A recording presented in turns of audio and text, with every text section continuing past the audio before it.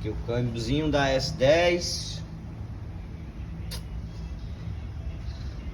Motivo do barulho.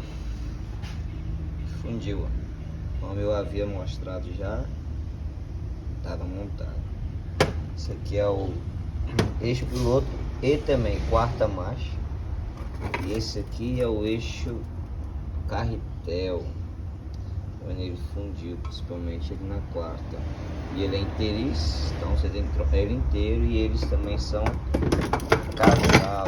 Aí juntamente também a gente identificou esse rolamento também, os anéis sincronizados tanto da primeira como da segunda também tá ruim, tá? Tem os retentores que a gente está trocando, os retentores que a gente trocou original, genuíno, tá? Uma peça boa, linha de montagem da Ito mesmo. Os garfos aqui tá bom, os garfos que faz a quinta e ré também tá bom, sapatia. As engrenagens estão tudo zerado. Agora a gente vai montar, conferimos a embreagem. Aqui a embreagem dele tá boa também, não tá ruim.